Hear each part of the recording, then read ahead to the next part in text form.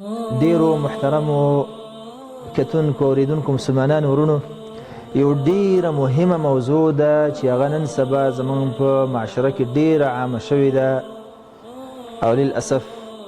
هغه د سحر او جادو او کوډې منتري، حتی چې دې حتی مسله رسېدلې ده چې په ودونو کې دا کار کیږي. ډیر داسې حادثات واقعات مونږ واورېدل چې په واده کې د واده ځوان ته چې څومره څو کاله 20 کاله شاوخوا 15 کاله 30 کاله په انتظار او په شرعي نکاح سره هغه واده کوي، لیکن هغه ته دا شیان ورکول کیږي چې هغه باندې خپل هغه واده هغه خراب شي، همدغه رنګې ذهني توازن خراب شي. دا ډیر د افسوس مقام دی. والله مونږ دې حد ته ورسېدلو، هغه اسلام ورورولي همدغه رنګې یو بل ته خیر رسول هغه درکنار، دا د ضرر او بیا ضرر په داسې مرحله کې چې د چا زوی یو ځواني او هغه خوشحالي دا هم پې زموږ نه پیرزو کېږي او په هغې کې ورته دا بلاګانې ورکوو. حال دا دی چې سحر کول دا کفر دی، کفر قرآن کې ورته الله کفر ویلی دی. وما يعلمان من احد حتى يقولا انما نحن فتنة فلا تكفر.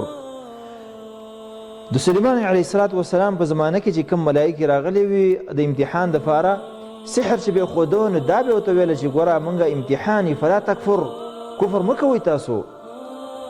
سحر زده کول دا کفر دی، قرآني نص آیات دی. همدغه رنګې هغه چا ته ورتلل چې هغه ساحر وي، هغه کاهن وي، هغه جادوګر وي، عراف وي، نو حدیث کې راغلی نبي صلی الله علیه وسلم فرمایي من اتا عرافا او کاهنا فصدقه بما يقول فقد كفر بما انزل على محمد صلى الله عليه وسلم. سبحان الله. یو انسان که یو عراف، هغه خلک چې بختونه ولا معلوموي او دا قصې ولا معلوموي، غیب معلوموي چې لکه ما منې سحر شوی دی که نه دی شوی، نجومي چې ورته ویلی شي ستاسو دغه سره